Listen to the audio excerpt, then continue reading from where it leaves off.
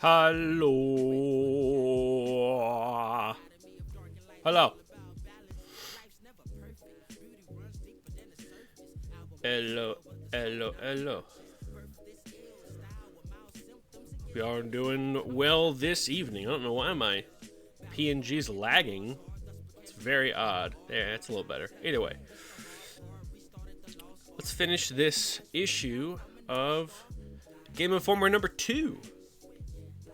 I'm gonna crack open this Minute Maid fruit punch after generously shaking.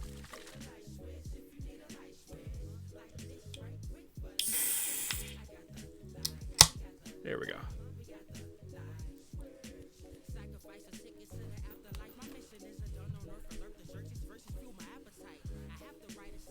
This is some music from the Bomb Rush Cyberpunk game, which is fucking amazing. It's a great game. Very fun.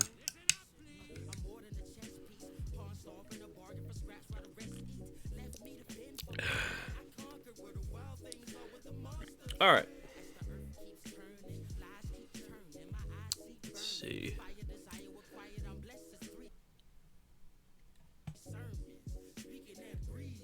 Okay. So when we last left off, they were talking about Toe Jam and Earl. And video game reviews back then were really, really weird. They did do a little bit of a piece on EA Sports. I think I did get to that. But now they're reviewing the Mercs arcade game, but it's the Genesis port, which I had never heard of this game before. So this will be interesting to sort of glean some context.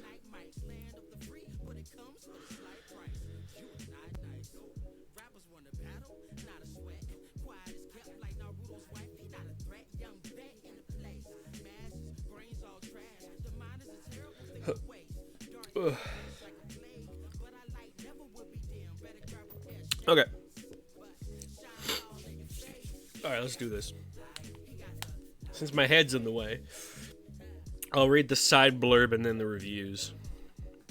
Finally, the smash hit arcade game has found its way to your Genesis system. This seek and destroy mission game. That's a very odd way to describe a game like that, but okay, sure. Just makes me think of the song by the Stooges, Search and Destroy. I'm a runaway son with a heart full of napalm.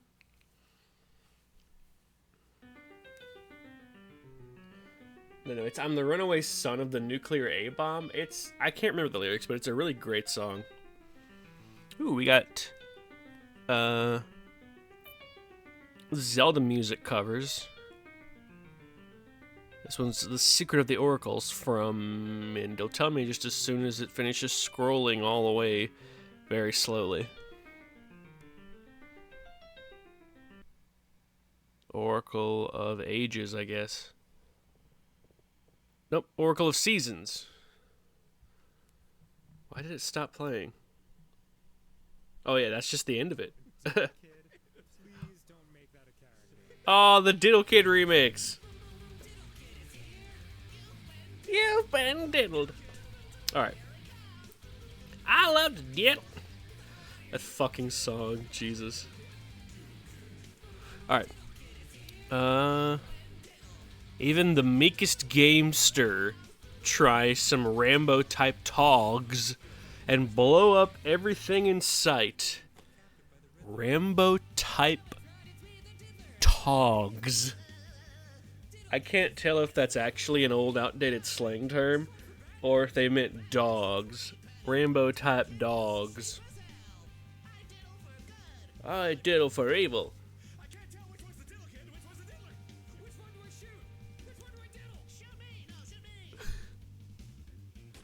As a government-trained fighting machine, your assignment is to secure the area for the troops and rescue the President of the United States. The non-specific location and enemy give you the leeway to make it any battle against whichever enemy you can imagine. Oh, is that what we're doing? Is that what we're doing? There are certain musicians that just hear music. The non-specific. Okay. You can imagine. Shoot your way through the beaches and jungles around the trenches and onto the enemy's carrier ships. But there's only so many places that have jungles as a primary landmark. I don't think it's non-specific, buddy. Ooh, it's Night Runner, hell yeah. Sega has remained faithful to the coin-operated version in gameplay and plot. What's missing, and very noticeably so, is the 3-player action that has made the arcade version so popular. However, the hot blow-em-up style of this game is perfect for any armchair vigilante. What are these buzzwords? This is so weird.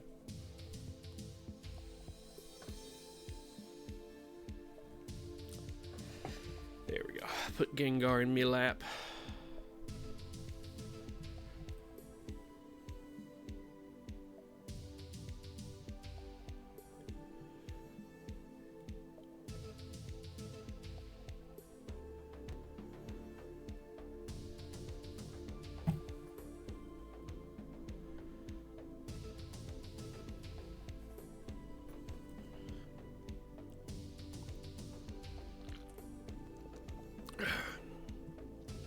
Okay.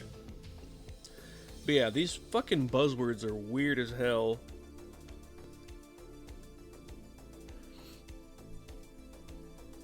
Armchair vigilante is... It sounds like something that, like, right-wing or alt-right morons would use today. I'm an armchair vigilante. I'm breaking forth the truth. I'm red-pilling so many people. Wake up, sheeple. I bet that's how so many of those morons would choose to, like, see themselves.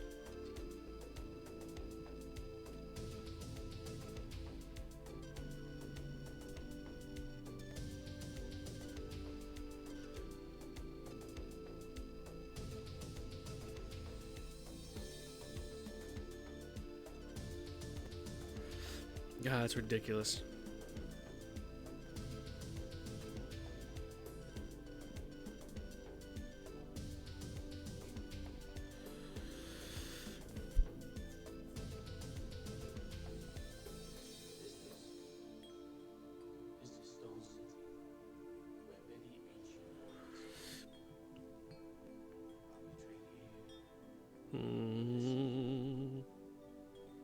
This music is fucking great, though. Holy shit. Shout out to Night Runner. Wonderful band. Let's see. Work your way through several impossible missions, either in the arcade or normal gameplay mode. Wait, what? Arcade or normal? Like difficulty? Or are they like two separate like actual gameplay modes? Because, like, they do say gameplay mode, but like if it's a port of the arcade game, then the arcade mode would be the normal mode. What the fuck are they talking about?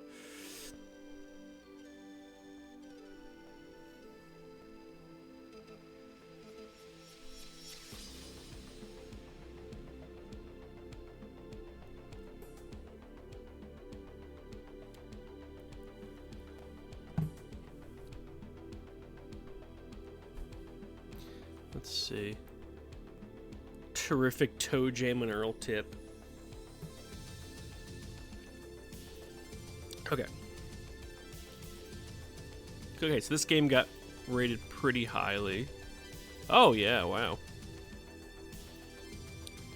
Reviewed by Andy the Game Dandy. Concept 9. Sega hasn't come up with a good combat game like this before. Shooters can be a lot of fun when you're in that destroy everything mood. Sure, whatever. Yeah, yeah, normal mode is just them doing taxes and living a domestic life. Oh god, that'd be funny. Holy shit. Normal mode. Tax time. It's just like these big buff dudes in like a white collar office job. Oh man.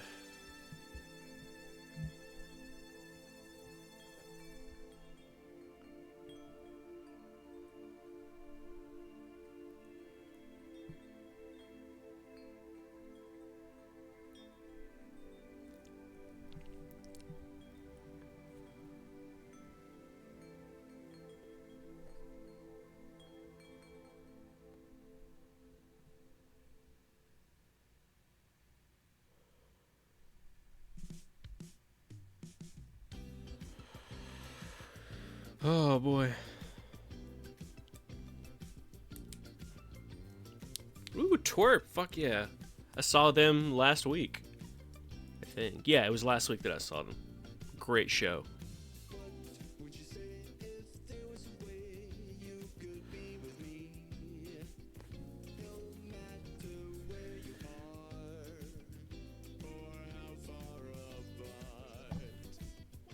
Ugh. Itchy ears. Oh. It's like the panic mode for Galgun. I do not know what that is. The Galgun sounds familiar, but I do not. I've never played it, so I don't know what what panic mode is.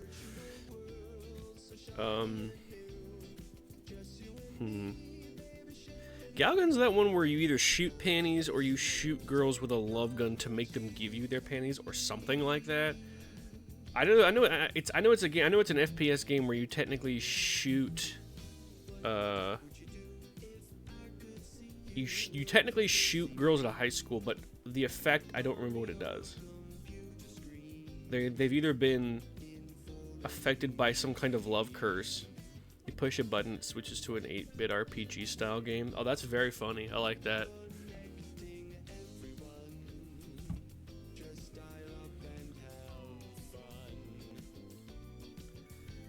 Let's see. Graphics and animation, 8.5. It's about as close as you can get to the arcade look at home.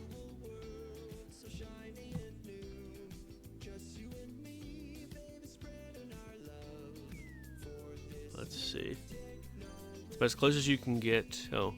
You need to shoot them with the hormone gun to stop them from ripping you to shreds. A love-cursed frenzy. That's it. That's it. I remember now, because I know, what is it? Fucking Game Grumps played it for a little bit.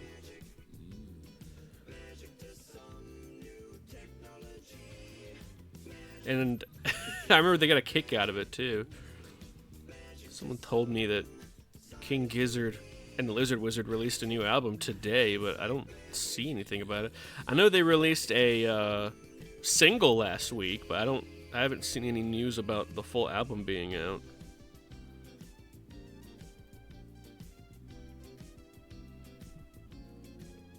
That's what it is. Okay. My friend is in England. Has over 300 hours in that game on Steam. He's ace. So am I, and I have a bunch, and I own a bunch of H games on Steam.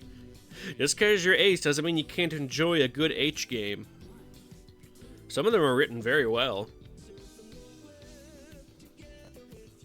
Like one that I didn't expect to be as well written as it was, Friendship with Benefits. Fucking great.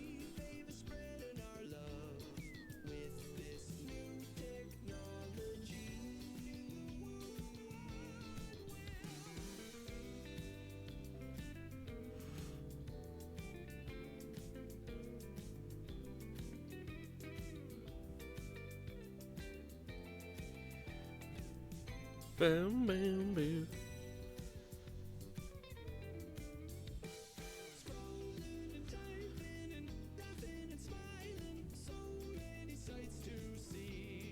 He unironically loves the gameplay because each girl has their own weak spots. Yeah, that's adorable. Alright, let's see.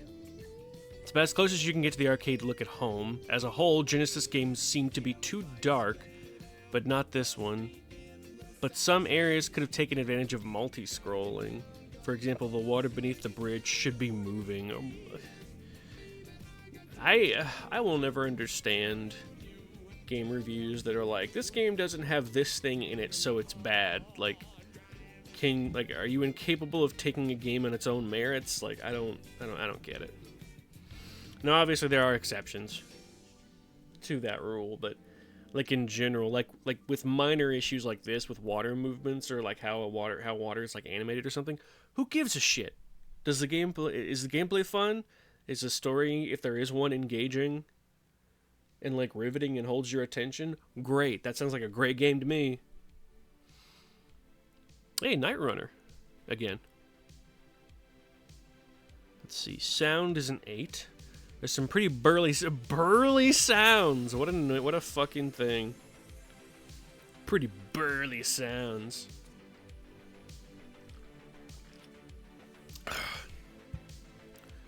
But yeah, the new King Gizzard album comes out in about 4 hours in my area. My friend's over in England, so he already got it. There's some pretty burly sounds in this cart. Oof. It could use a few more explosions. Really? But the music and screams are groovy. What the fuck is this word choice? What this baby really needs is some talk. Dude, do you have any idea how difficult it is to render speech on a Genesis? Y'all fucking stupid in the 90s. What the hell? Lizard Wizard hype. Yeah, for real, man. I'm kind of glad they're like taking a step back and taking a little more time with their albums. They used to, like, I don't know how familiar you are with King Gizzard Clusk, but like at one point they released 5 albums in 1 year. And it was ridiculous. And when they weren't making albums, they were touring like nonstop, and like that's gotta be physically and mentally draining on a person. So yeah, I hope they've been able to take a break and take a step back. I know the lead singer Stu McKenzie, either a year or two ago, around the release of Butterfly 3000, his child was born. I don't remember if it was a daughter or a son. Gamma Knife, my buddy. Yeah, I love Gamma Knife. Gamma Knife.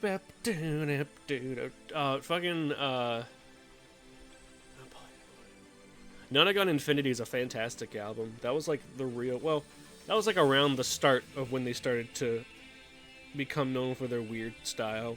The album right before it, I'm in Your Mind Fuzz, was my preferred place to start.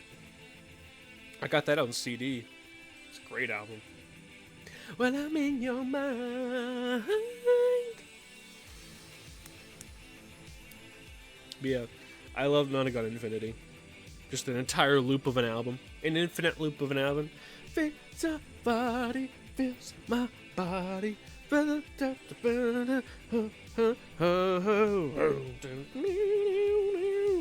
Gamma Knife. Oh yes, I love Fishing for Fishies. That's a great album too. Fishing for... I got Fishing for Fishies on vinyl, actually. I also have Flying Microtonal Banana on vinyl as well. I want to get more King Gizzard on vinyl for sure. Like, I really want Polygondwana Land on vinyl. That is by far my favorite King Gizzard album of all time. It is the most proggy they've ever been. Every song is in a different time signature, starting from a simple 1-1 and going all the way up, and it's fucking phenomenal. I love it. I love it. That's like, that entire album is on my anxiety reducer playlist because the grooves in it the grooves in it make me think about something other than what's making my anxiety spike, so I'm like, we are here in Polygondwana Land. Polygondwana Land. Hell yeah, I love me some Proggy Woggy. Fucking Fillions, either sub or follow sound. Whenever, Proggy Woggy. Alright. I'll save the rambling for whenever an ad break comes up. I keep getting distracted by shit. People keep wanting to message me while I'm streaming. I need to stop replying. Because it's going to make them reply more. Anyway, there's some burly sound. Oh, yeah. That entire section right there is just weird. Burly sounds. Could use more explosions. Like, how meat-headed could you sound? You say you're the game dandy, as if that's supposed to mean you're sophisticated, but here you are with this meathead-ass word choice. The music and screams are groovy, like, the hell? What this baby really needs is some talking. What in the fuck, dude? That, you know what, that slaps to me the same vibe as, like, someone looking at a silent movie from, like, the early 1900s being like, you know what, this baby could use? Some talking. Like, bro, where the fuck do you think you are? Where do you think we are? Alright, playability. It's tough. Genesis makes too many of their games too hard or too easy. This one is just about right. Alright, Goldilocks. Jesus Christ. It tells me nothing about the gameplay, by the way. I don't know what this game is other than there's shooting involved. I don't know if that's a side-scroller like Contra or a top-down one like Jackal. Hell yeah, Smooth McGroove. Shout out to that guy. I love him. His original album came out late last year and it was really good. Very, like, serious, but very thought-provoking. I liked it. Alright, entertainment value. It ain't perfect, but it's pretty darn good. Capcom comes through again. What does that mean? Like, yes, you liked it, but why? Oh my god, man. Alright, Marianne, the Game Master.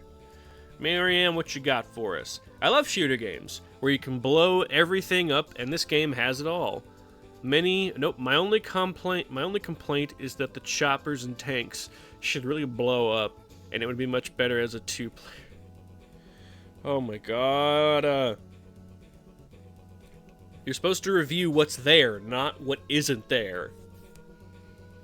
And yet again, I guess people in the 90s just really loved explosions. I guess growing up on 80s action flicks, being like, oh, everything's got to explode, otherwise it's not good.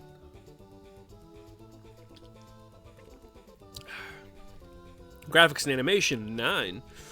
There's plenty of it. See, like, they have so many of these little nitpicky complaints, and I'm like, did you like it or not? Like, come the fuck on. There's plenty of attention to detail here.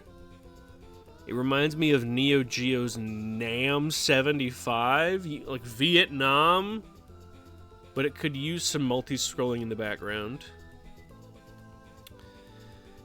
Yes, because they could just go in and placate to your whims anytime they wanted. Jesus. It's got everything from the coolest motorcycle dudes to wicked artillery. Oh wait, sorry, I skipped sound. No wimpy sounds in this game. It's got full range arcade type sound. And that means what? Oh my god, because there's multiple types of arcade games. This game is totally challenging from beginning to end. It never slows down. Okay. That doesn't really tell me how playable it is, unless I'm just using a different definition for the term playability. Because for me, playability means either how playable is it, or like what are the controls like. And I feel like it may just refer to difficulty. But I don't know why they just didn't use the term difficulty, unless that just wasn't a common thing back in the day. I do not know. Let's see. Entertainment value, 9.5. It's got everything from the coolest motorcycle dudes to wicked artillery that you can toast. I'm assuming that means blow up. For me, it would be a perfect 10 if it were simultaneous multiplayer. Oh my god, dude. Do they not know how the Sega Genesis works? It probably couldn't handle multiplayer, because it's an almost direct port of an arcade game that uses most likely higher grade technology than a Sega Genesis would be capable of. This may just be a hindsight is 2020, but I swear there had to be some kind of knowledge of how game systems worked back then, because good lord. Shout out to the 8-Bit Big Band.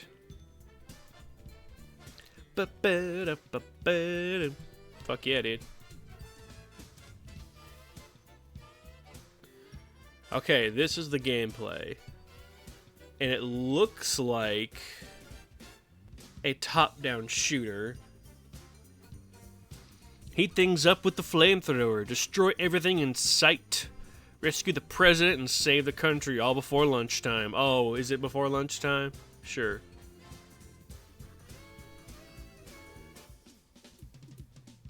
Watch out for low-flying objects.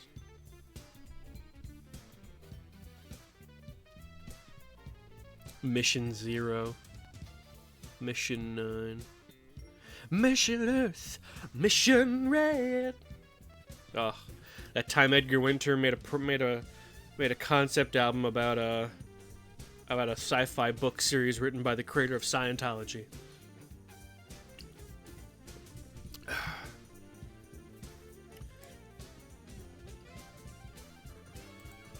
Oh wait, what? Work your way through several impossible missions, either in the arcade or normal gameplay mode. The format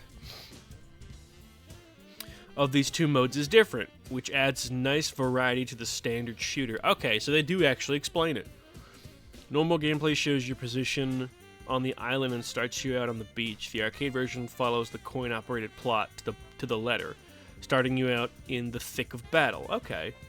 Player starts out with several mercs or lives that decrease with each bullet taken. Okay, these life bars can be increased by claiming food stored in crates along the way, or the occasional first aid kit. Additional lives are achieved as you score points and blow up the big bosses at the end of each mission. These bosses, quote unquote, I guess, include a monster-sized tank and a wicked-looking hovering helicopter. Helicopter. I don't know why that tickles me so much. You can really make tracks by stealing yourself a jeep or securing yourself a swivel gun. The spree of these. High-speed death. Which I just put the phrase "spree of these" just reminded me of the fucking of fucking Aaron from Game Grumps just going, "Look, a spree of jizz." A spree of jizz. Oh man. The spray of these high-speed death machines wipes out everything within firing range. Or grab yourself a grenade to demolish a section at a time. So, if you've ever sat through a Stallone movie thinking he's not so tough, here's your chance to find out. Find out if he's not so tough. This cart is perfect to work out the frustrations of a terrible day, or to lighten that you against the world mood, okay? Not much is left standing by the time you're through, and when you're finished, you can hit the reset button and start all over again. Hoo boy. The reason why people played video games was much different back then. I don't play it to start over, motherfucker. I play it to finish it, and then when I'm done, I put it away for a while. And if I want to come back to it, then I come back to it like a year later. Which reminds me, I do want to play through some of my PS2 games again. It's been a little while. Not on stream, obviously. I've already played those on stream. But the other day I had a hankering to play through Pro Skater 4 again. And maybe Underground 1. Either way. Concept. Oh yeah. Reviewed by Ed, the Video Wizard. Not the video game wizard, just the video wizard.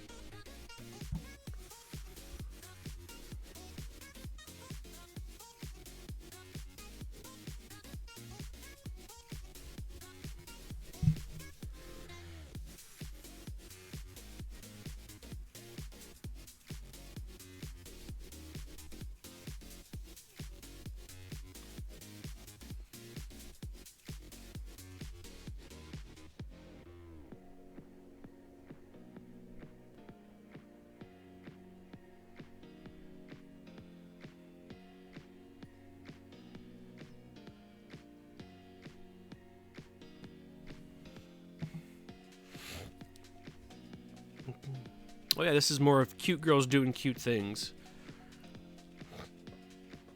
Of course, while I'm talking into the microphone, I get fucking phlegmy in the nose, sinuses or whatever. Let's see. Oh yeah, review. Concept 8. If you want to feel like Rambo, it's a great game. It's along the lines of Commando or Crackdown, with much better graphics. It would have been better as a 2 or 3 player. Motherfucker, y'all. Do you not understand the concept of game system power specs and how they're not always going to be able to fucking have a multiplayer mode if the game overall is too powerful for the system and they have to cut some stuff? For fuck's sake, man. Ridiculous. Graphics and animation. Now this game is dimensional. The background and fast action movement are more realistic than most shooters. Doubtful. The horizontals and verticals are much better by comparison. A horizontal and vertical what, bro?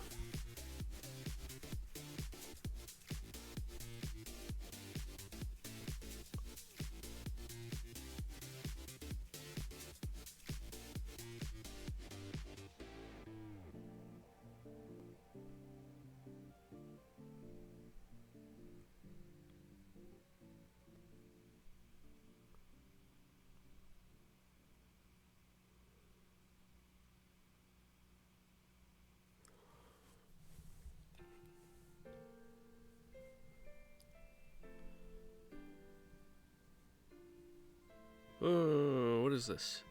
Oh, Marcus Hedges Trend Orchestra. Fuck yeah.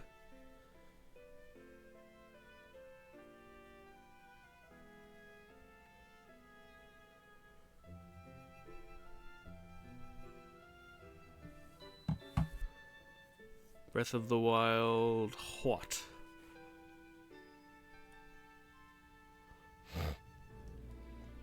Damn phlegm. Let's see. Graphics and animation is a 9. Oh man, Ed hated the sound. Let's see. Now this guy. Oh yeah. Horizontals and verticals. Jesus Christ. These people wanted to act like they knew anything about how games worked. And so they just made shit up. That's very funny.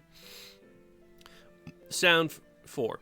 There's nothing spectacular about the sound. The war noises are accurate, but Genesis provides a wide capability for variety, and it doesn't take advantage of that. Maybe that's not what they were wanting to do.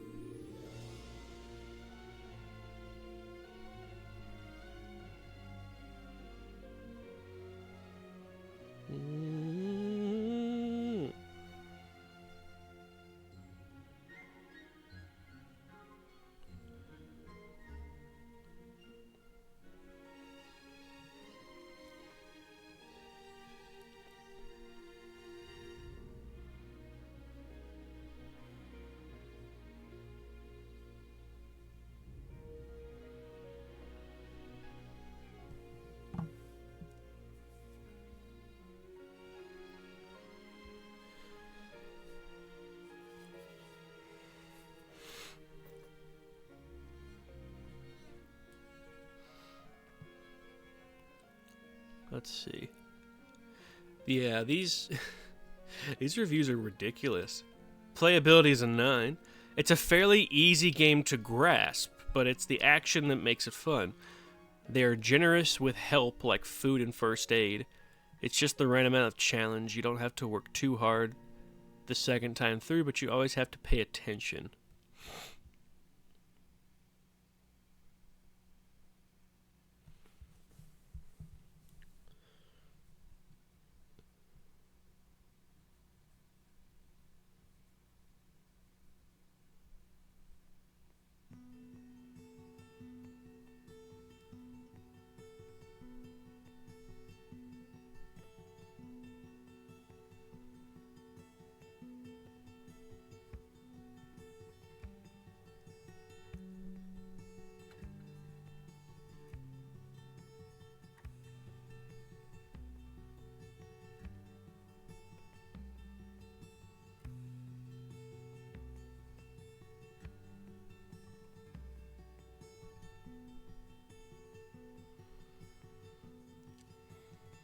Oh, it's this Cloud Kicker.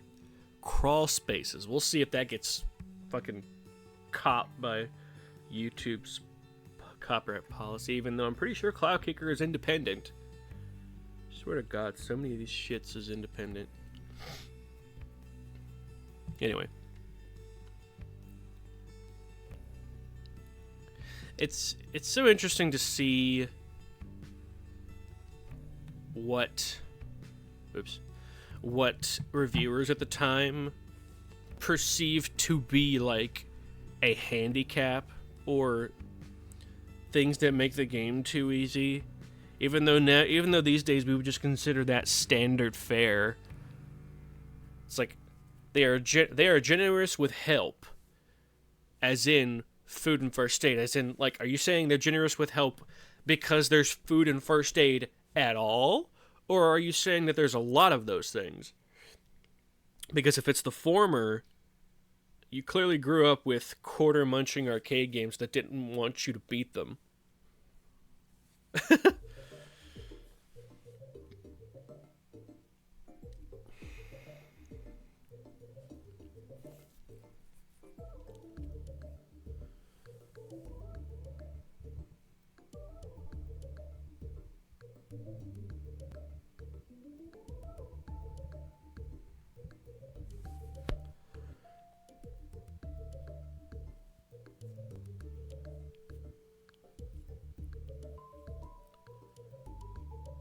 Chemistry on and on from Omori. Cool. Entertainment value. I could play this type of game quite a while without getting bored. It's addictive if you're into shooter games. I love how he adds that caveat. If you come home from a rough day feeling like you want to do someone in, play Mercs. Bro, did this come out during the during the era when video games were under fire for being too violent and like bringing and people thought that violent video games made people violent?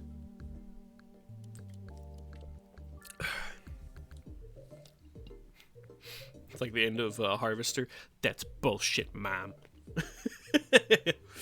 So dumb.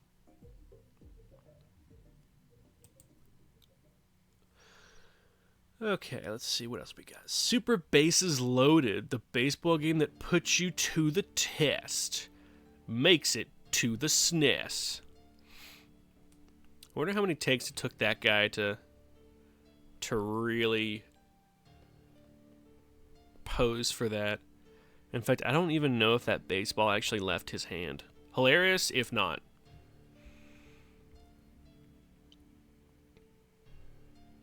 Hang on just a second.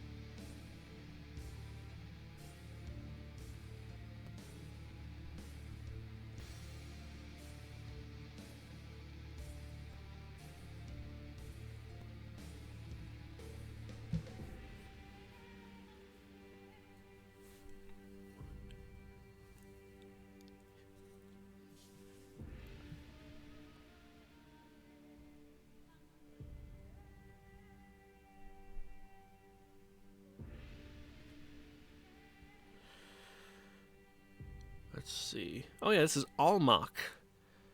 Tears of My Land. Oh, itchy. They really give like sort of these Middle Eastern vibes with mixed with what do you call it? Atmospheric black metal, which is such a cool combination. I love it.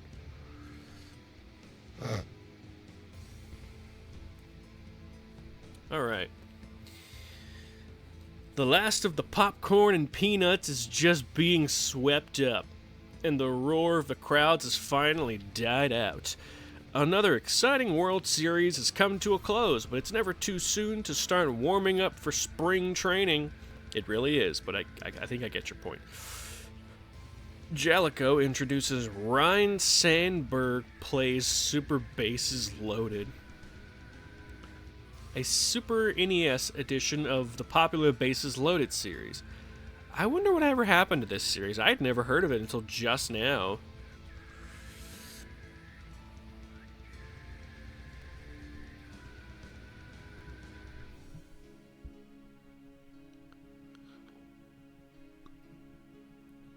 Let's see.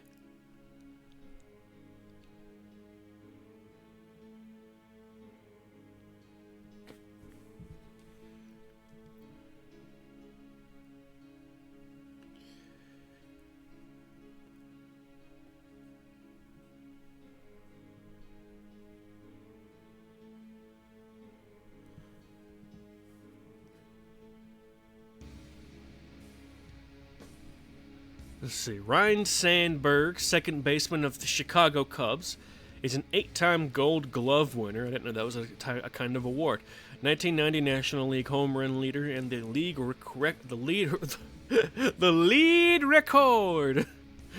record holder for errorless games. I guess that just means games where you didn't fuck up. I don't know what that means.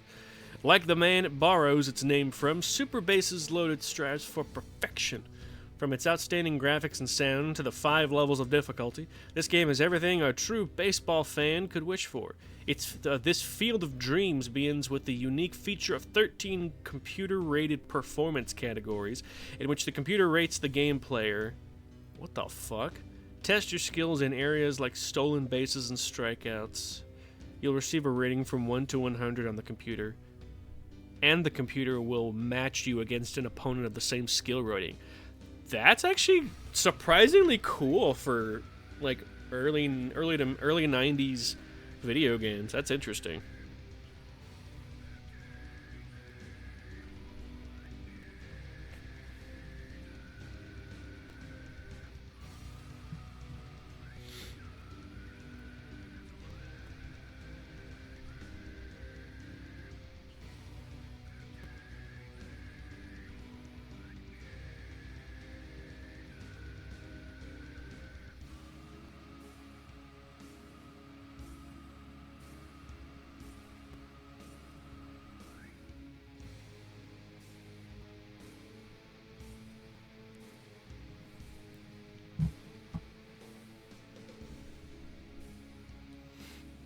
Let's see. But yeah, that's so interesting for a SNES game to have like what basically amounts to like CPU matchmaking. I had never heard of this kind of thing until like Guilty Gear XRD Revelator's adaptive story mode, where like where like your score keeps going up until you lose a fight, and then it goes back down, and it like matches your skill level or something like that, or it keeps like increasing the difficulty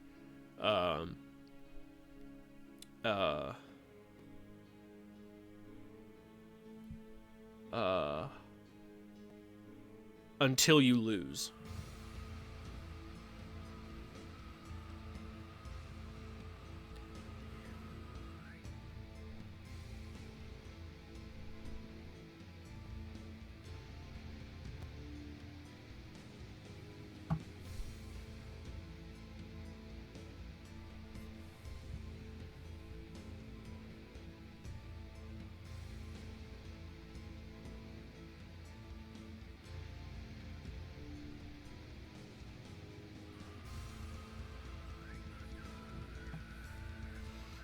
Let's see.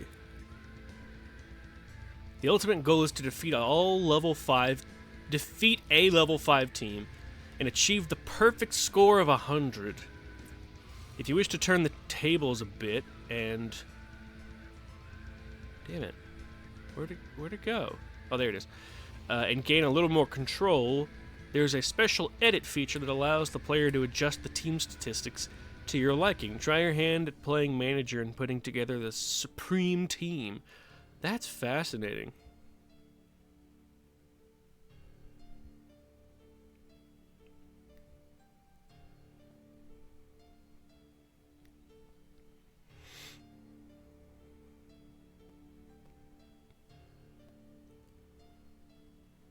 Let's see.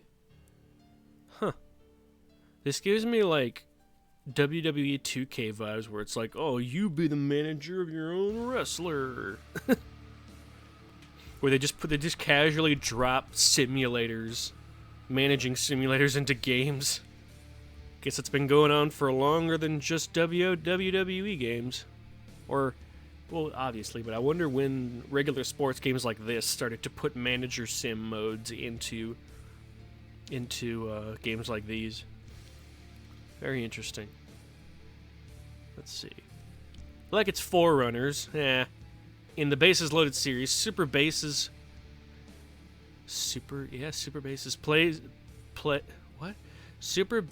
play is shown from the pitcher's perspective.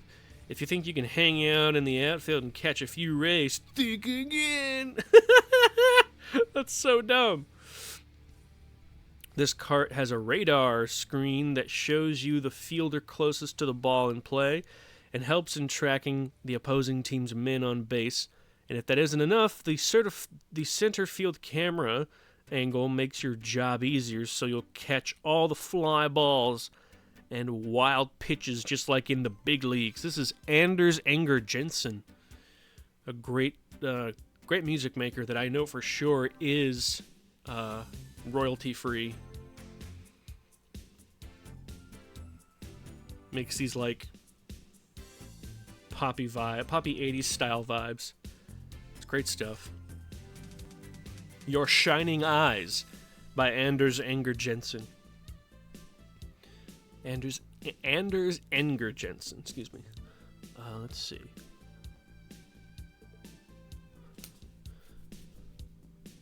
I think this cart has a radar screen that allows you to...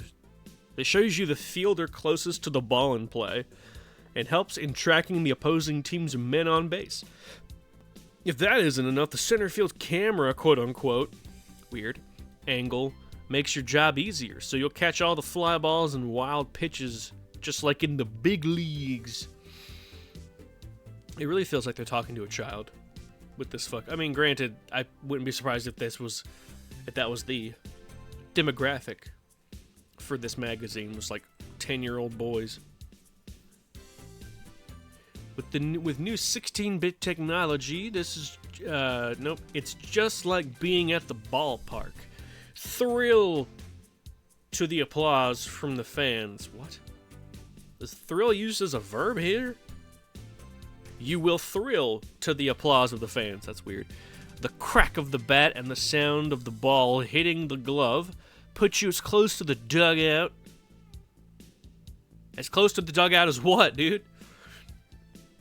Be sure to keep your catcher's mitt close by, because when the ball goes hurling into space, it appears that it could fly right out of this fucking screen. Oh my god.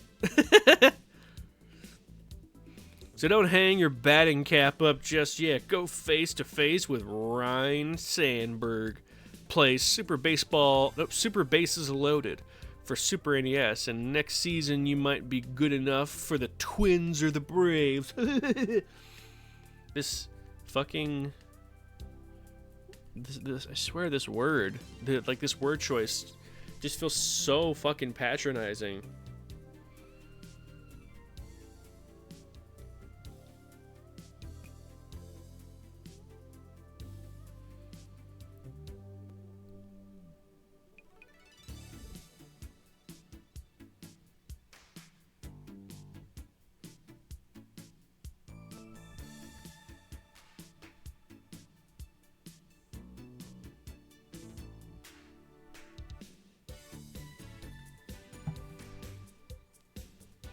Bam, bam. Alright, let's see. Super Bases Loaded. Oh, it gets a full. Overall, it gets an 8. Alright, Ed, let's see what you got. Those graphics aren't actually that bad. That's actually pretty cool. Good sprite work based on what I'm seeing. Alright, concept, it's a 10, because it's baseball or whatever the fuck. I think it was a good move to introduce the Bases Loaded series to the Super NES. This game is sure to hold sports fans until the next SNES Sports carts come out. Let me look up.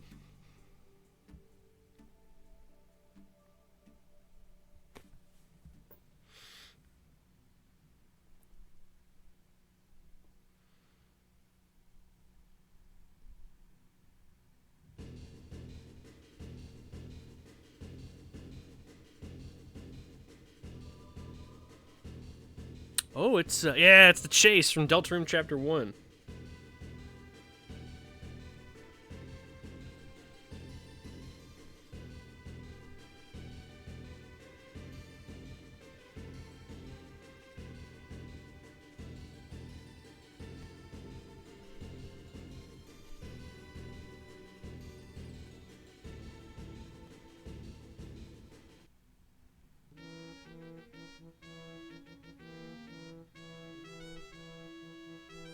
Ooh, it's Final Fantasy 2. I think it's the Lunarians.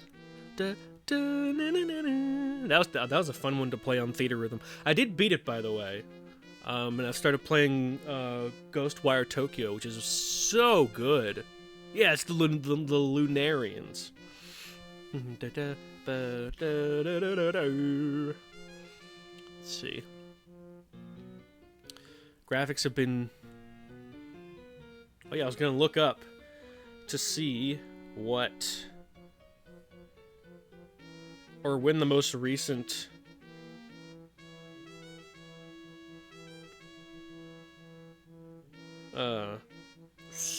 game in the series was. Bases Loaded.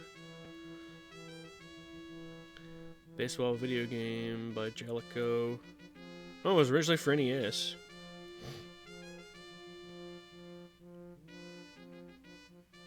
Let's see. For the Virtual Console, yeah.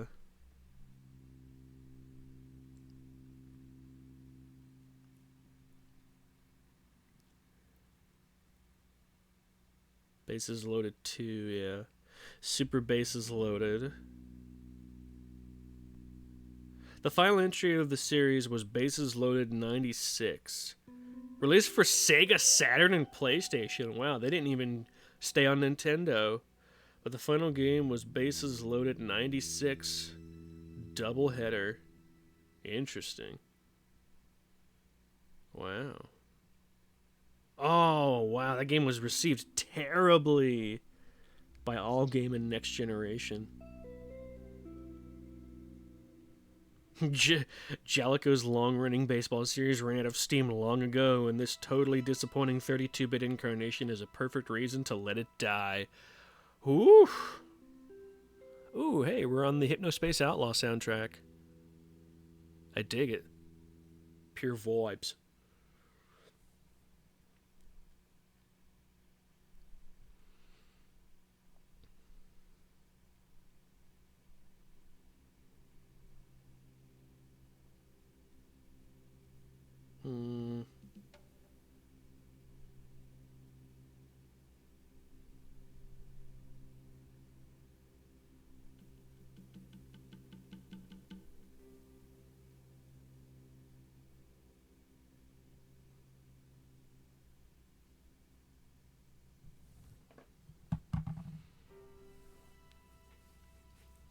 I'm gonna turn that up a little bit.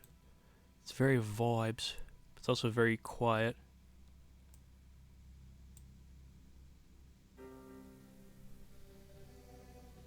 Alright, we're gonna add in about 57 seconds.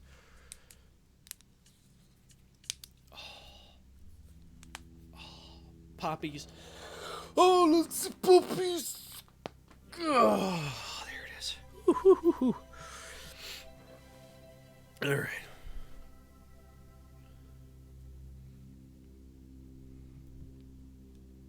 Okay. All right, graphics and animation. Going back to oh, hold on. There it is. Going back to Ed's review. Ed. Now we're gonna turn it down a little bit and then change the song. Stop bouncing. Hey, Omori. Pranked. Graphics and animation 7. I have seen better graphics on other systems. They could have done better, however, the player action is what you would expect from the SNES. From diving stops and to leaping grabs, definitely above average. Oh, that's right. We're about to have an ad break. I keep getting distracted.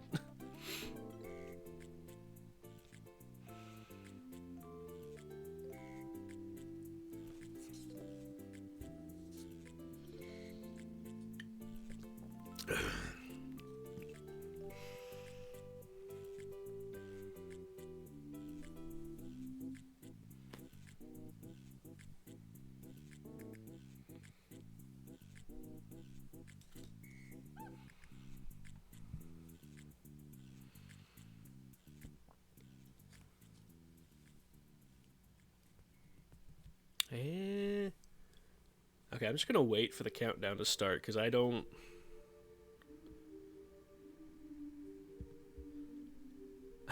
I'm waiting for the countdown to start, but it hasn't started yet. So we'll just keep going until I can see it out of the corner of my eye. So, let's see here.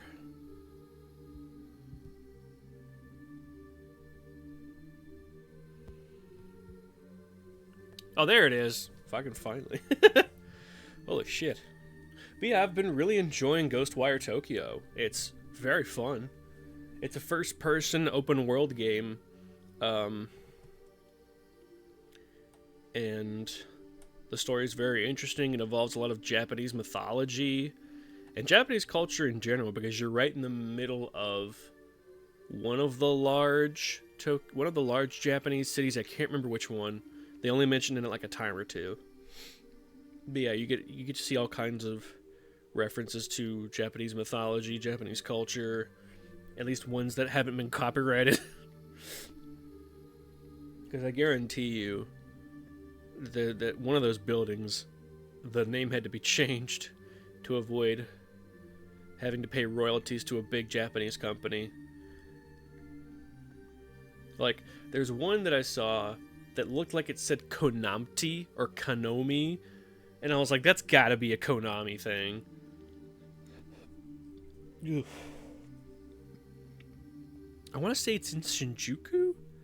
It had like the 421 tower that's in the World Ends With You, which I have tried to play it. I don't like that game. The main character is really annoying. There are so many minor characters that I just do not care about. And I don't know why. Like, I don't know why I found it so hard to care about these characters. The main character, absolutely, I know why, because he's an annoying little pissant. Edgelord. And he's just not interesting at all. Meanwhile, the main character of Ghostwire Tokyo, he's just a dude who wants to save his sister. And you know what? I dig that. That's compelling enough for me. He doesn't have much of a personality beyond that, but, I mean, I feel like you're supposed to insert yourself into his shoes when you play. So that's more acceptable for me. Hey, more Anders Enger Jensen. Planet X3 original soundtrack. Cool.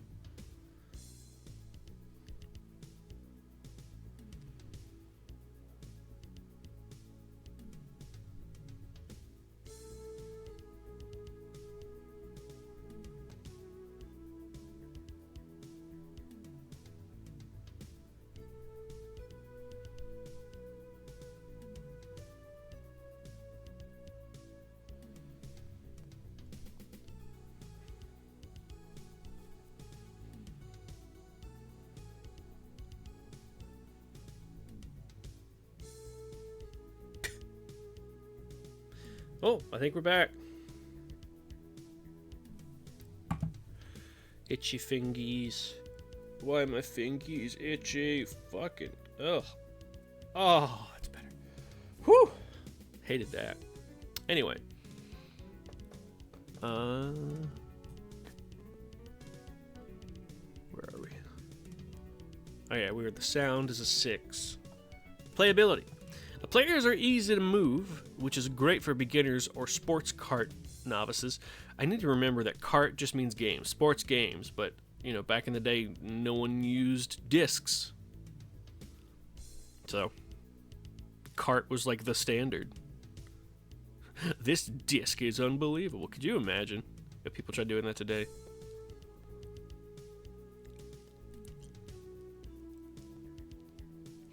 That'd be fucking ridiculous.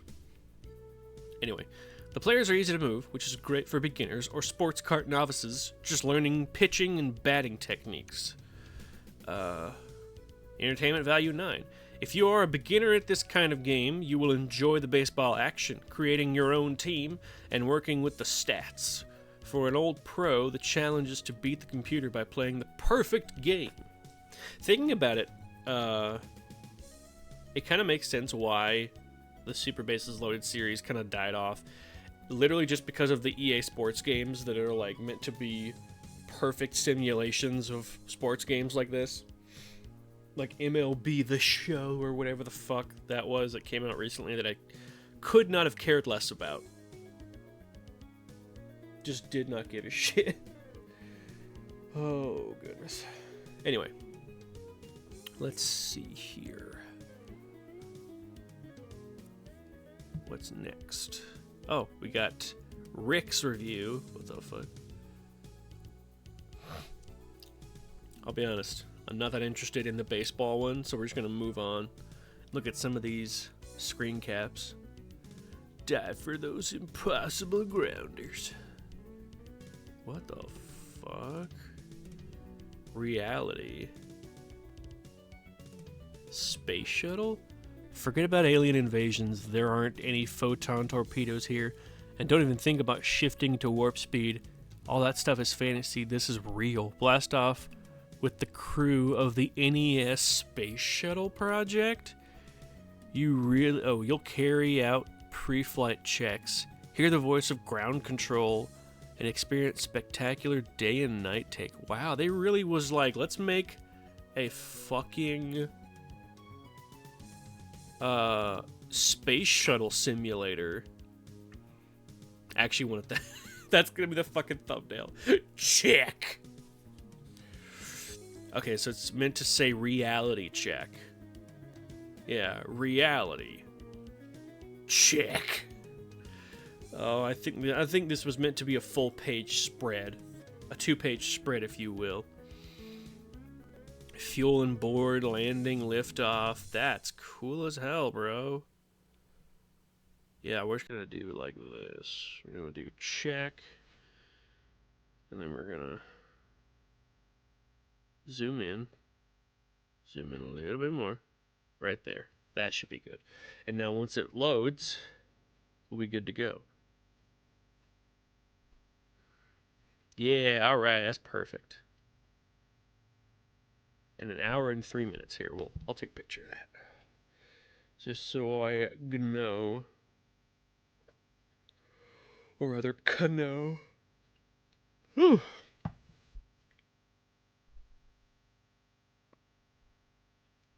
Ooh, this is Enki. I forgot when I started listening to him, or if anyone actually like introduced me to him. I don't remember how I've discovered Enki.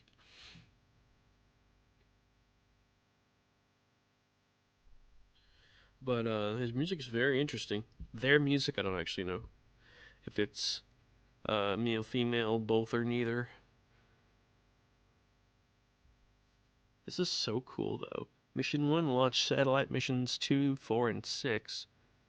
Space station construction. Mission 3 repair satellite. That's fascinating. Orbital insertion.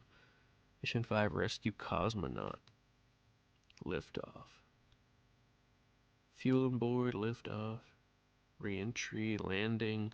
That's so cool. I didn't know they made this. Discover once and for all if you've got the right stuff. You got the right stuff, baby. That may have been what it's referring to, what that thing's referring to. I am, let's see, we're in 15 of 36. We got a ways to go for this one. That's perfectly okay.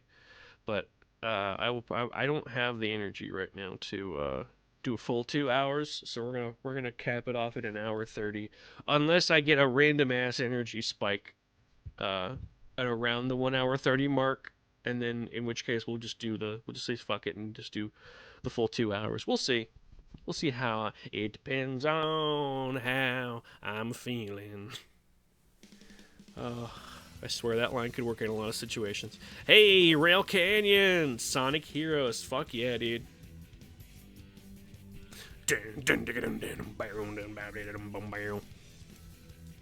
Fuck yeah, dude.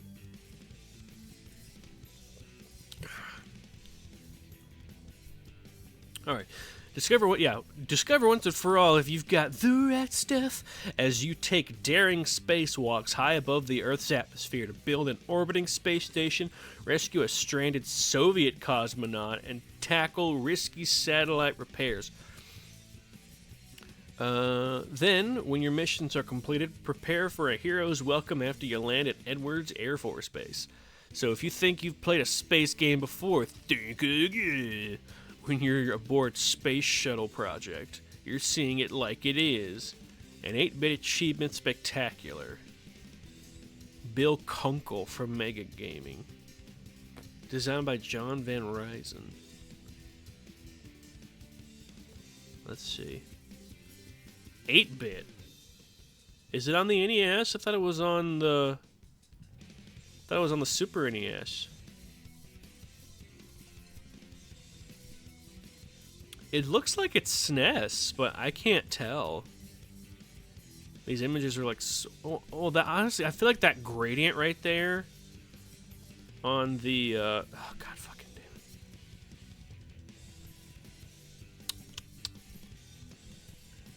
Come on.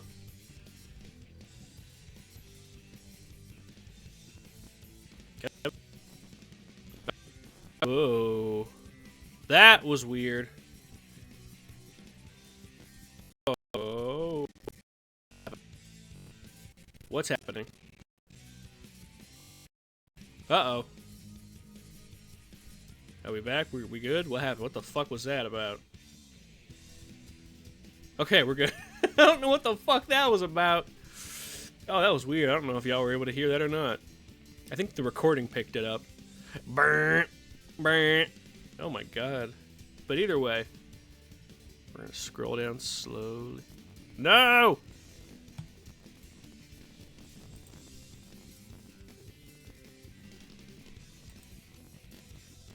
Oh my lord.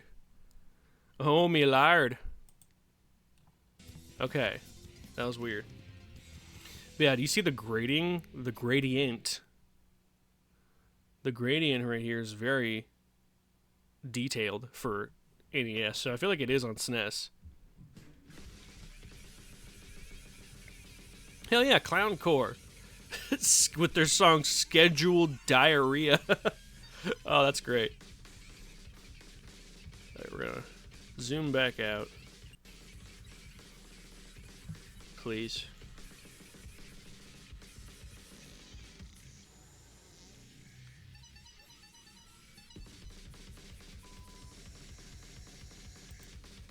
Come on. Oh!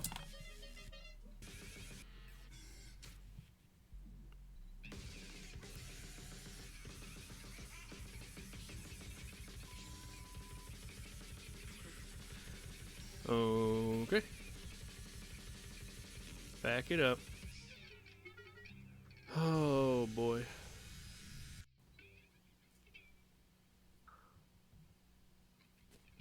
Come on.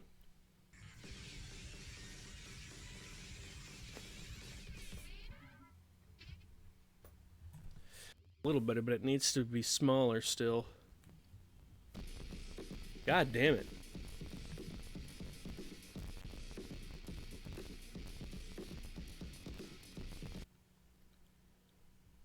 Oh my god. What is happening? Things are just suddenly shitting the bed.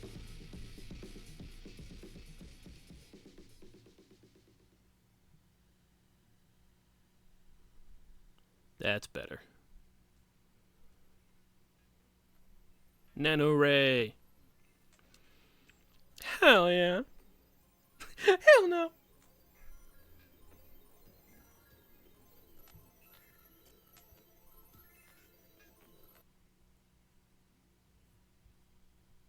Alright, we'll just do it this way. For the time being.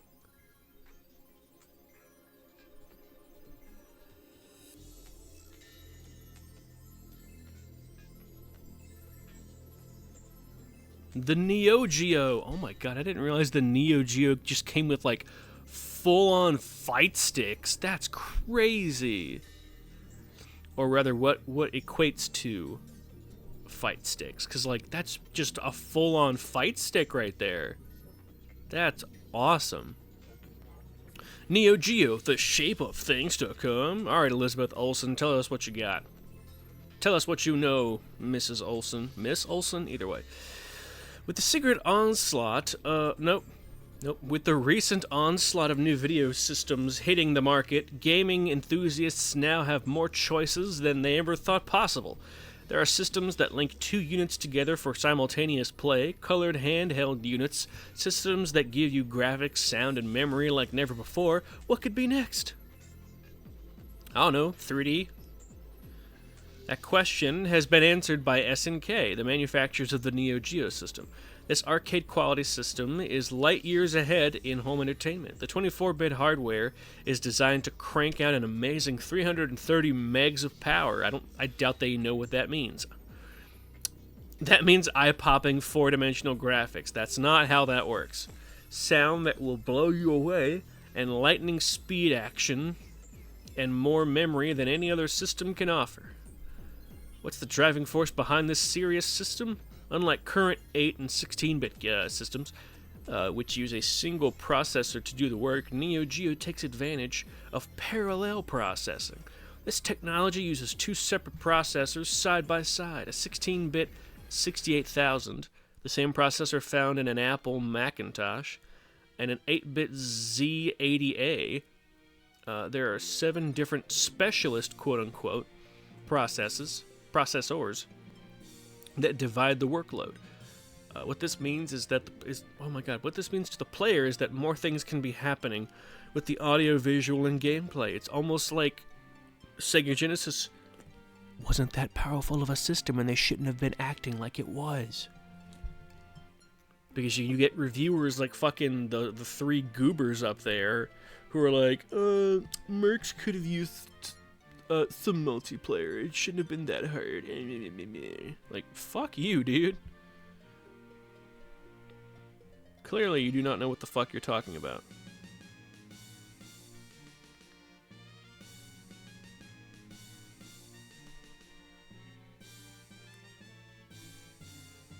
But yeah, it's redonkel. Redonkel cronkle.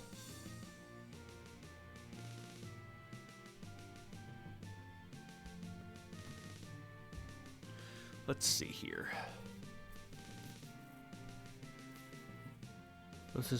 In addition to faster processing, 3 custom-built 160-pin SNK Pro chips enhance the graphics.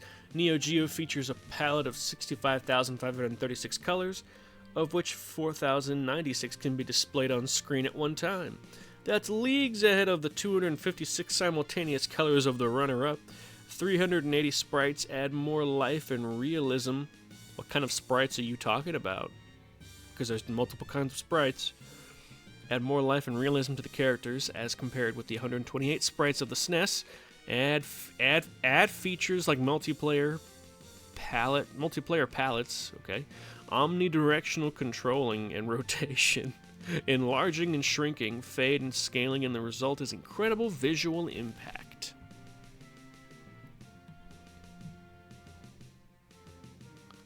Magician Lord? That's cool. Other systems can scroll and rotate, so what's the big deal? Those other systems merely achieve the look, quote-unquote, of scrolling and rotation by redrawing the sprite smaller and then larger to create the effect of scrolling. Neo Geo's individually programmed layering allows the sprite to actually move back and forth between the backgrounds and foregrounds. Oh my fucking god. Oh my fucking fuck.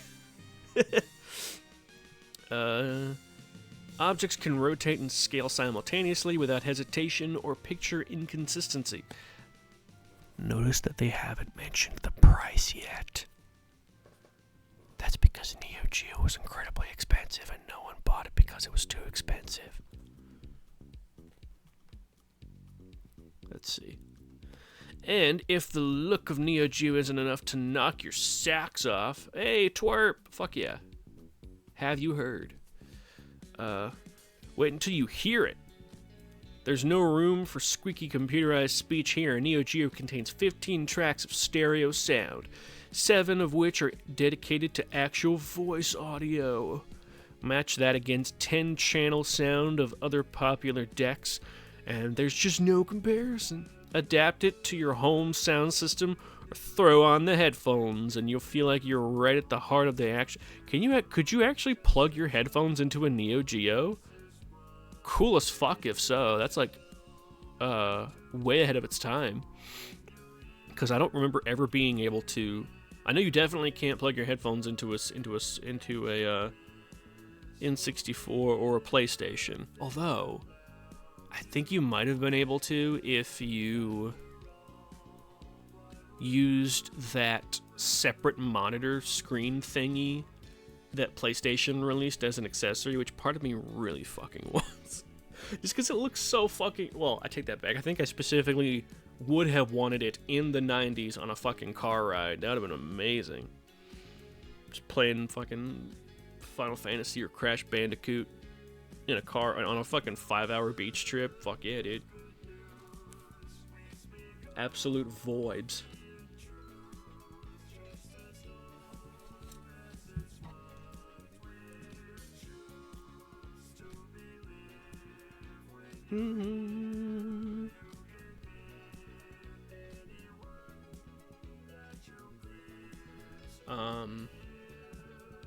Trying to remember what I actually did before I got a handheld game system. Because my first one was not a Game Boy. It was a PSP. And I didn't get that until I was in like middle school.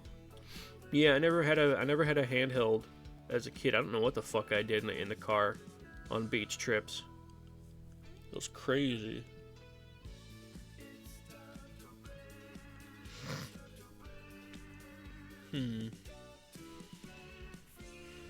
I know my cousins had Game Boys, but I never had one.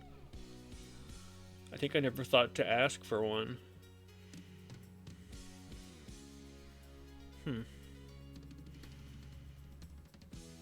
Trying to remember. Because Game Boy released in '89. I wasn't even born yet. I could have gotten a Game Boy. That would have been like the oldest one. I don't know if y'all heard that motorcycle, but I swear that guy. I swear he's trying so hard to make people believe that he has a big wiener.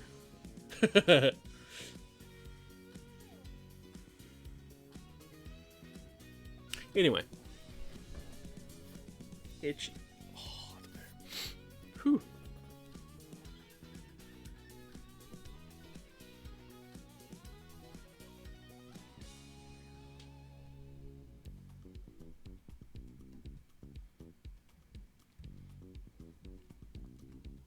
Let's see here.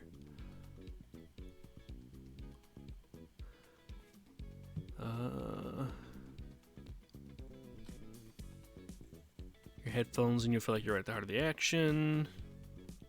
Okay, even the controllers for Neo Geo are a step ahead. They feature a 360-degree orbital 8-way joystick and 4 simultaneous firing button controls for fast-paced play. Neo Geo also offers instantaneous memory access. The unique memory card allows players to save a game at any level. This portable memory means you can pick up the game for any Neo Geo or at your favorite arcade. You can plug it into an arcade? Dude. This is some real cool shit right here. That's awesome. Too bad it was expensive as fuck. Neo Geo is the ultimate system for the series for the serious game player, but it's also much more. Oh, okay. It has been designed to work as a state-of-the-art communications system. The capability to network with other computer and information systems has been built in. SNK is currently working on a modem cartridge that will allow Neo Geo to be used for personal Oh my god, they're turning into a personal financer. Hey, it's Earthbound soundtrack as covered by the versions. Fuck yeah. Good shit, man. The Skyrunner.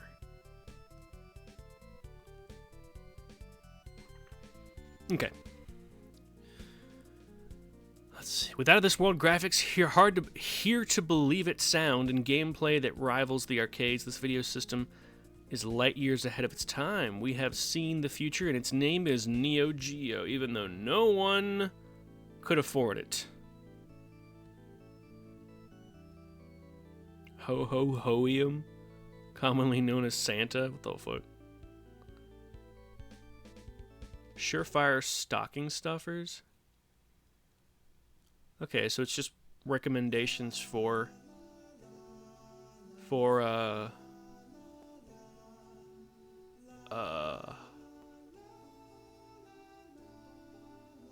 am I thinking of? Christmas recommendations, I guess. Jesus. I'm very curious about Mini Putt, though. If castles and windmills adorn your favorite golf course, then JVC's new game for the Nintendo system. I want to look that up, because I may download a ROM of that. Because I love me some mini golf games.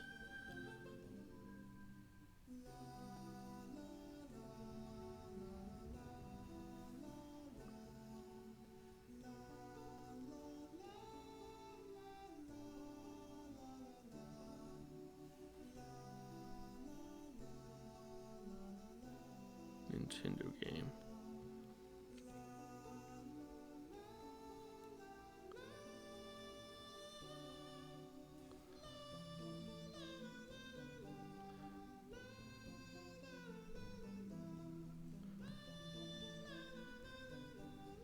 No.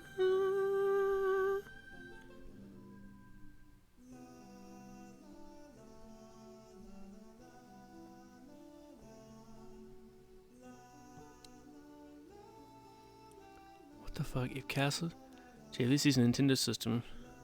Select 4 different 9-hole courses. Traditional, deluxe, challenge. You choose the weather conditions. Mini Putt. Yeah. Why am I not getting anything for that? Yeah, here it is. Mini Putt video game.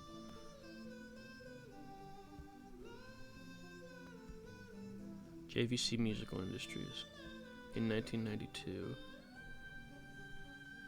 Accolade for Commodore 64, MS-DOS, and Family Computer. Oh, Famicom. ZX Spectrum and NES. Okay, yeah.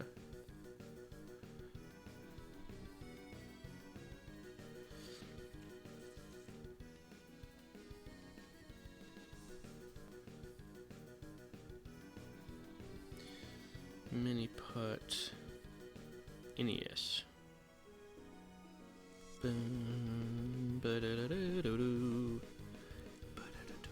Ooh, that looks interesting, actually.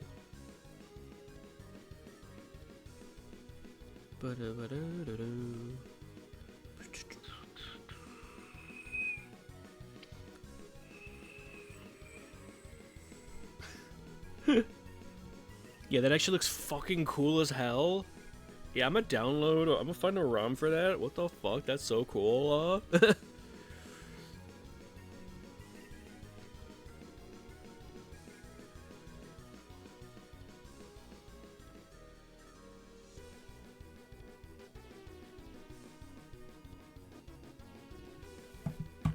Anyway. The world revolving, baby. This really does remind me of, like, Pierre's stage from Fighter's Destiny. I cannot believe how similar it is. I swear he may have, like, taken inspiration from it. I don't know, but it's so funny to me. How to use Funko advertisements. Okay, so wait. How to use Funko advertisements. Yeah. Fastest and simplest way to order by... Oh, order is by telephone. Okay. Hey, Super Guitar Bros. Horse Race from Ocarina of Time.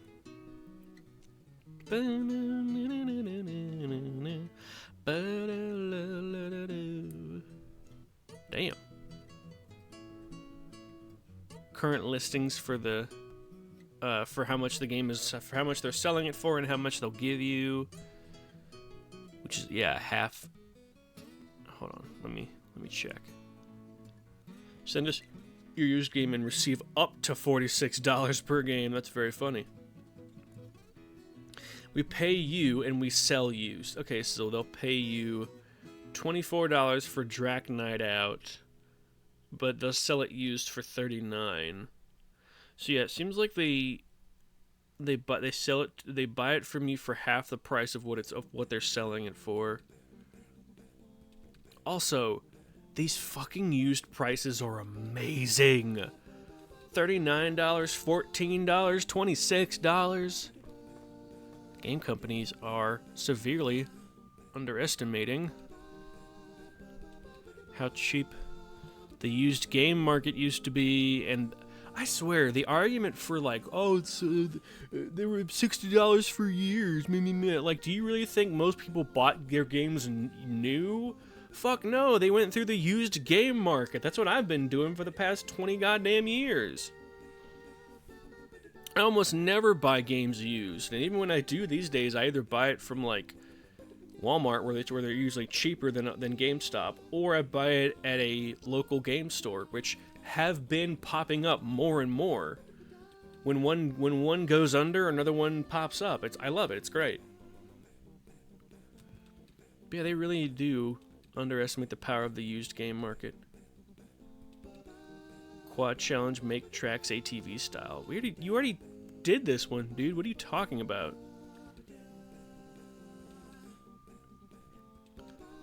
Vroom vroom vers. The sound is not one of the game's highest points.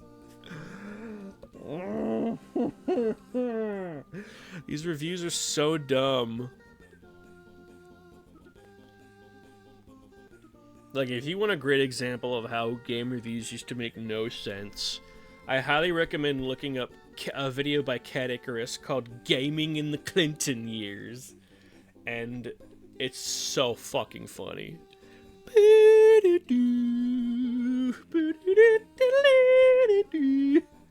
It's ridiculous.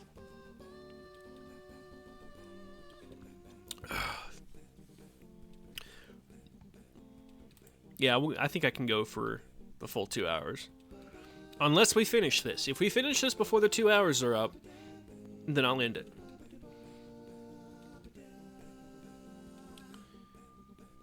If all-terrain vehicles are your thing, then there's a game for you. This high-powered racing game for Genesis comes to you from Namco.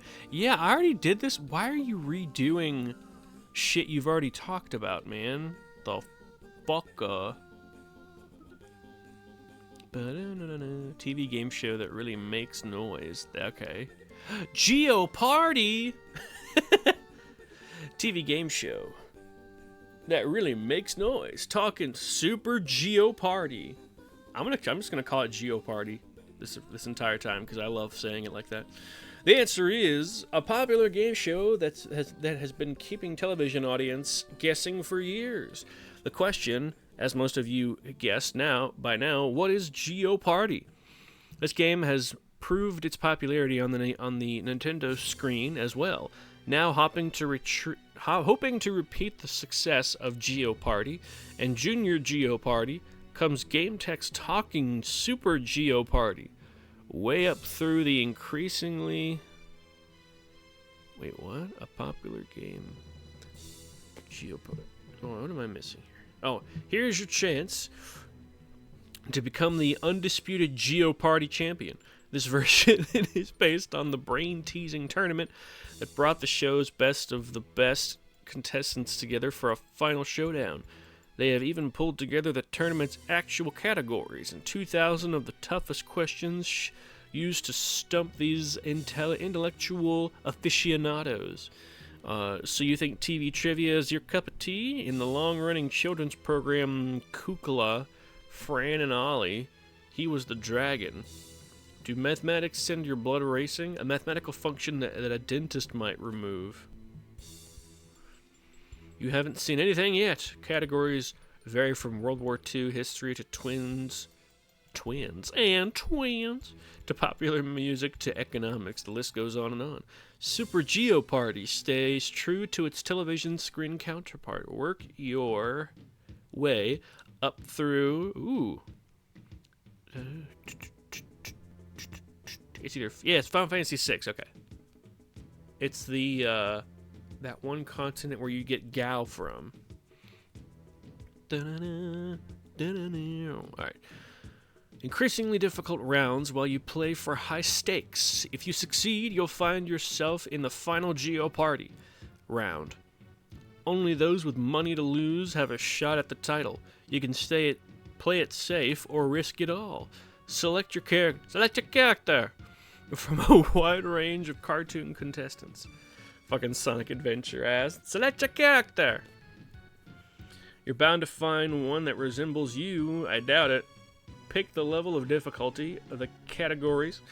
Now you're ready to do battle against the computer's hysterically funny but deceivingly tough competition. Just hysterically funny. What the fuck are you talking about? This is Geoparty we're talking about. People don't make jokes on Geoparty. It's very serious. Even better, you may find yourself in a room full of wannabe Jeopardy junkies. This new and improved version allows up to 4 players to compete at the same time. Each with a persona all their own. If you like to laugh at the contestants on TV, wait till you see the reactions on these characters. If tougher questions, graphics that make you giggle, that makes me giggle, and a 4-player option aren't enough realism for you, how about a soundtrack that features digitized speech? Bitch. It's enough to make you feel the heat. Feel the heat. All the beeps, buzzers, and bells are here, along with the familiar theme song. The only thing missing is Alex Trebek. He probably wanted to be paid for his appearance in the game, and the devs were like, we can't afford you, I'm sorry. It's a new game show cart from Game Tech. Sure to strain your brain, tickle your funny bone, I almost said tinkle your funny bone, and keep you entertained for hours. If you answered, what is Super Geoparty, you're sure to be a winner. Hey, we got more RuneScape music. Fuck yeah. One of these days I will get back, I will restart RuneScape, but for the time being, my streaming account for that just got obliterated. I'm not sure when I'll stream Final Fantasy XIV. We'll see.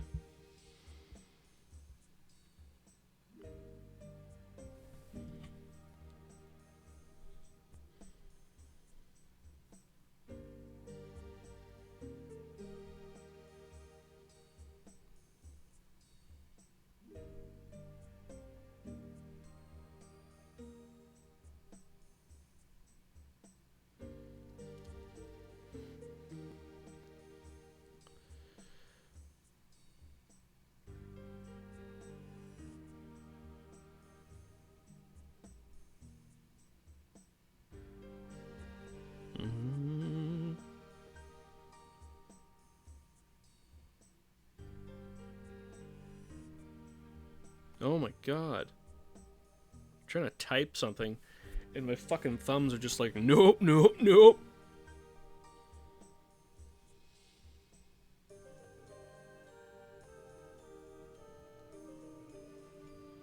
Okay.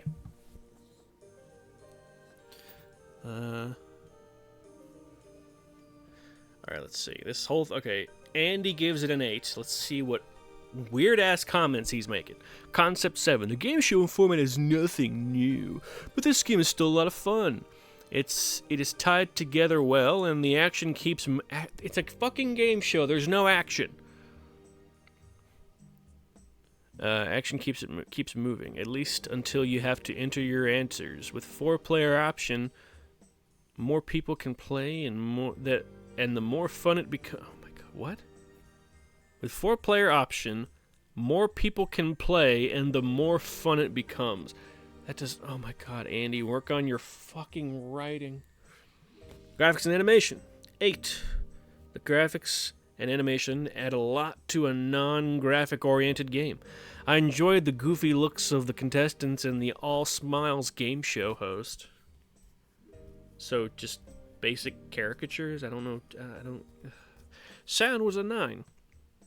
The sounds in this game are great, from the people's clapping to the announcer's voice. It's all here, from the buzzer to the host saying, and the answer is... That's not... I don't think that's what Alex Trebek says, Andy. Do you watch the show? Playability. You may stumble a bit at first when trying to enter your answer, but the clock allows plenty of time to type even the longest question. The action slows down when playing against a computer, so try to play against other people when possible. The action slows down. It's a game show. There is no action. Entertainment value. 8. It's a great party game, but due to the difficulty of the questions and the speed of play, it may be more suited to adults. Yeah, no shit. What child do you know who religiously watches Jeopardy? Except maybe Matt Pat. Matt Pat used to watch that show a bunch as a kid, apparently. Oh. So aside from, like, turbo nerds, while any game show has a limited number of questions, I only ran into a few duplicates in a night's worth of play. I feel like that's a non-issue. I don't know.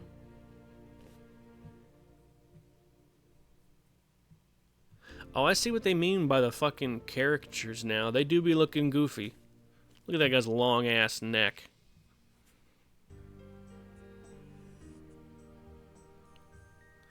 Let's see. Rick rated the game an 8. Ed rated the game an 8.5. I'm not going to sit here and read all these, because 9 times out of 10, I can't even comprehend what the fuck they're talking about. What the fuck are you talking about? Fun Club. Crystallis. The leather boots allow you to walk on poison grass without losing life power.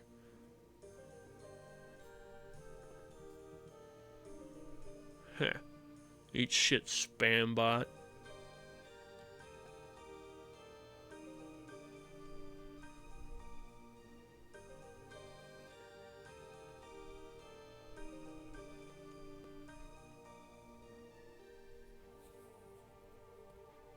Instant Tetris. That's weird. Oh, these are like hints and tips. Weird. Dodge every 6 seconds when he uppercuts. He will gradually slow down and you can take control. Also, when he blinks his eyes 3 times, punch him in the face. You will get a star that you can use right away. That's cool, man. Thank you, Albert Lewis from Florida. Low G, man. Half-Life 3 confirmed. Alright. I think I see an altered beast by the tree. Ah! I fucking love that album. So many people were like annoyed by the spoken word parts, but like I dig it, man. Not a lot of artists use spoken word stuff, and it's super cool. Super Mario World SNES. Just call it Mario World, man. G.I. Joe. Quackshot. Plungers and popcorn make for real foul adventure. A real foul. Jesus. A real Artemis Fowl adventure.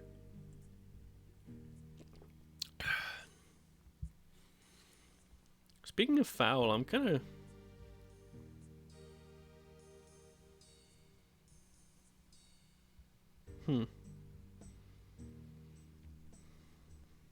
I'm kind of curious why we never got like a point-and-click adventure game based on Artemis Fowl. That would have been cool as hell. And it could have even been written by Eon Colfer. Maybe like a Lucas Arts style game, or even Sierra. That'd have been cool as fuck. But granted, I think Artemis Fowl wasn't around until like early 2000s. So the point-and-click adventure game style wasn't as popular as it has recently started to become again. Because there's a lot of indie games out there that are point-and-click adventure games. Ow, ow, ow, ow. I'm trying to detangle my hair with my fingies. Anyway, we're not gonna do the reviews. We're gonna do one of them. So since we did Andy last time, we'll do the second one after this. The Disney game has always brought to mind images of laughter and fun. Quackshot, a new game for Genesis starring Donald Duck and company, is no exception. This game, in the tradition of DuckTales, woo, for NES and Mickey Mouse for Genesis, is all it's quacked up to be. Please let those puns continue. Donald, our hero, stumbles across a dusty book in Uncle Scrooge's library. It tells the story of King Gruzia, one-time leader of the Duck Kingdom, and his hidden treasure. Enclosed in the book is a map with clues as to the treasure's whereabouts. In all his excitement, Donald fails to notice Pete, habitual crook and all-around nasty guy. Ganon battle, first form from something. It's more arcade player stuff. Why did they have to make these fucking titles so long, man? Just tell me the name of it. From The Legend of Zelda. Breath of the Wild? Okay. It's been a while since I've replayed through Breath of the Wild, so I don't remember this music. We will be playing Breath of the Wild at one point, and Tears of the Kingdom, but not during the main collection playthrough, because that game is at least 90 hours. Tain't gonna happen. Or that's gonna be one that we do during our long game marathon. Not sure that we may do. We may do alphabetical long game marathon. We'll have to see. I'll have to see how many I have that are long games. That does include all the Final Fantasy, because I'm gonna do a full ass Final Fantasy marathon. Although I have to actually play and beat Final Fantasy 10 and 10 too. I haven't done that yet. I might do that after I beat Ghostwire Tokyo. We'll see. Now I'm thinking on it. Thinking on what I would do, what I should do. Unsure.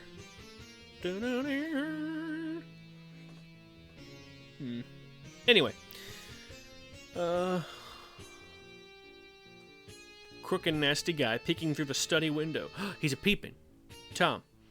Rounding together his nephews Huey, Dewey, and Louie to assist him in his quest, Donald boards the plane bound for parts unknown. Ooh, it's music from Milk Inside a Bag of Milk. Boards the plane bound for parts unknown. Remember when shows used to do that? Like, he went off for parts unknown. Close behind, Pete and the Beagle Boys. Oh, I forgot about the Beagle Boys. Wow. Follow in hot pursuit. Need for Speed. The quest for King Garuzia's most prized possession takes Donald through a wide variety of settings. The adventure starts out in Duckburg. From there, he must travel to Mexico, Transylvania, Maharaja. My fucking maybe dyslexia read that as marijuana. Egypt, tropical islands whose name will not be shown for some fucking reason, and more to find the items necessary to continue the journey. Each of these locations has different stages, like the desert and ruins of Mexico. Ruins? Mesopotamian, I guess, I don't know. Or the haunted mansion of Transylvania. A feature that sets this game apart from its predecessors is that you must go forward to find the items needed to complete an earlier level before moving on. Our Indiana Duck has more than his quest to contend with. Along the way, Pete and the Beagle Boys try to make things more difficult for old Ronald Donald. He fights back with a never-ending supply of plungers. Yes, the kind you use in the bathroom. What the fuck? What else would anyone assume? Like, who here assumes that they mean, like, the plunger on a syringe? Like, come on, dude. And popcorn. This out-of-the-ordinary artillery is good for a laugh and is a refreshing change to the typical fists and guns. Alright, dude, don't take the high horse. Whenever, earlier in the same issue of this magazine, you played a bird's eye view shooter game and just straight up went, could have used more explosions. Like, really? Jesus. When extra speed comes in handy, just keep your eyes open for a few red hot chili peppers. Give it away, give it away. All right. To munch. They know. They knew. They fucking knew. They had to know. They had to fucking know what the hell they were doing with red hot chili peppers. Come on. How long will I slide? That's not even my favorite one by them. My favorite is Californication. It's a beautiful song. Fake spies from China try to steal your mind's elation. When I first heard it, I was like, what's a mind's elation? And why are people trying to steal it? But no, they're saying steal the elation of your mind.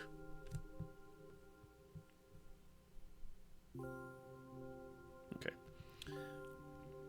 Donald becomes a blur of feathers and frenzy. In addition to Beagle baddies, that's very funny if you apply baddie, if you apply the modern definition of baddie to this. Such a baddie. The Beagle baddies. It's just oh my god, yes, it's the Beagle Boys, but they're dressed in like bimbo attire. Oh my god. Now I want to see fan art of that. That sounds hilarious and like oddly wholesome. Like the only reason why they're evil and doing bad things is because they were never given the freedom to express themselves in a non-masculine way. And as soon as they are, they're like, why the fuck are we doing this? Why the fuck are we doing this? Let's just go cross-dressing and fucking dance. That would be funny as hell. Anyway, you do battle against a variety of villains. Keep your plungers exposed, that sounds like a euphemism, for buzzards armed with bees, fire-throwing Incas, and, oh, that's unfortunate, Icas and ghoulish ghosts, just to name a few. Donald has to stay alert at all times, or he's sure to end up a dead duck. That doesn't sound like a pun. Unless you're punning on dead fuck, I don't know. Other Disney favorites like Goofy put in guest appearances and add to the fun of this quacked up adventure. Cracked up, maybe? Quick Shot is also Ugly Duckling. Oh, Quick Shot is no Ugly Duckling. It features a color scheme not unlike the films that it imitates. There are also selected sections like the Ruins of Mexico that provide outstanding examples of the Genesis multi-scrolling capabilities using multimodal reflection sorting. Backgrounds with up to 5 different levels of movement are highlighted in these detail-oriented graphics. The soundtrack is nothing you could shake a feather at. There's a pun. Either. You'll find a large section of tunes well matched to the various sections and moods. But enough of these wisecracks. Quick Shot is a challenging game that's fun for kids and adults alike. The younger set will be delighted by the familiar Disney cast, as will the fucking adults who have been watching Disney movies since like the fucking 50s. What are you talking about? Okay, so will many of the grown-ups. Yes, thank you. I should have read ahead first. Excuse me. And the veterans will find this game no pushover. We think you'll find this foul game is just ducky. Something's fucky. Alright, Rick. Oh, yeah. Okay, I've seen that promo art before. I do like that head statue in the background. He's just like, ooh. Oh, boy. Donald Duck ain't no quick shot. He can last for hours. Got him. Itchy ear. Oh, that's better. Whew. Oh, there we go. Whew. There we go. Oh, God, that was amazing. When you get that real bad itchy ear and you, like, scratch it away and you're like, oh. Alright, Rick, what do you got? 7.5. Alright. Concept. This game incorporates a lot of elements of DuckTales and Mickey Mouse into a takeoff on into a takeoff? No, it's just a parody or take on Indiana Jones. The plot of trying to get rich while the bad guys are chasing you is in a new one, but the cart does a little better than some of the ones before it. Again, judge a game on its own fucking merits. Don't compare it to other things. That's like I feel like that's the biggest pitfall of a reviewer, man, is you keep comparing it to other shit you've played before, and it's like the game devs most likely did not have other games in mind when they made this, or if they did, it was just like, hey, that's cool, let's do something similar, and then they made it their own. Like, this kind of mindset makes me feel like they won't be satisfied unless every game that they play is exactly the same as every other game that they've played that's even remotely similar to it. It's like, oh, this isn't like that one other game, so this game's bad. Like, that's terrible reviewing philosophy. The only time you should ever reference a previous game or a different game is if you are comparing the means by which a game executes a function or story beat.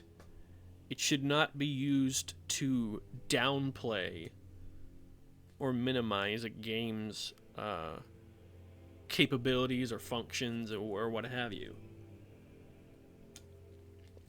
Because the game wasn't made to try to be better than another game 9 times out of 10. It's just made to be fun, you know, ignoring the AAA garbage industry these days. I'm mostly referring to either AA games, indie games, and stuff like that, who just like, they just wanted to make a fun game, man. Oh, that's better. Ooh, Skyrim soundtrack. All right, we're getting close to time, so we're gonna read this. We're gonna finish this review, and then we might call it. We're on 29 of 36, so I'll see what's further ahead after this. This game incorporates a lot of. Oh yeah, I read that. Graphics animation 8. The animation's very good. There is a lot of attention to detail. Meanwhile, he's like 8. That's another thing about 90s reviews. The reviews like, this shit's cool, 8. Or, this shit's cool, 5.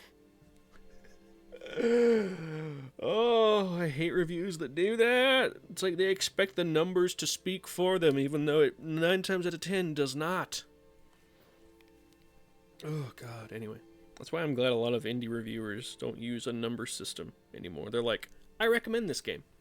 Or, I cannot in good faith recommend this game because of these reasons. Like, that's such a better and more interesting review than, this game was cool, 7. Like, by what metrics? Oh my God, if I ever become a game reviewer, I will absolutely not use a numbering system. Or if I do, I will tell you what each number means. Holy shit. Although Alex Fossianen has a great philosophy when it comes to rating games on a number system, or rating anything, is that if you think something is perfect, like a 10 out of 10, give yourself, try to name reasons, legitimate reasons, not made up ones, to bring it down to a 7, and do the opposite with a game that you don't like, or the game that you think is bad. Or it's like, oh, this sucks, like 0 out of 10, but like I guarantee you there's some reasons that you can find to make it a 7 out of 10.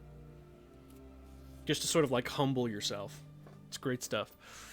Alright, we're gonna snooze the ad break for a little bit. Snoozy. Anyway, the sound seems to fit whatever Donald is doing. That's the purpose. And there's a large selection of music. He has no comments on what that music entails, but it's there. Jesus. The playability doesn't have a rating!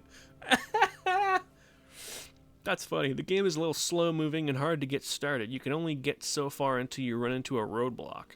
When you defeat these, there is a great sense of accomplishment, but the barriers may come a bit early in the game. Are we talking like a literal roadblock, or are we talking like parts where you keep dying? Entertainment value 7. This game is just frustrating enough to keep you coming back to it, and who doesn't like a good Disney adventure? That tells me nothing. This is terrible. Track meet, track and field equipment. You can fit in your pocket.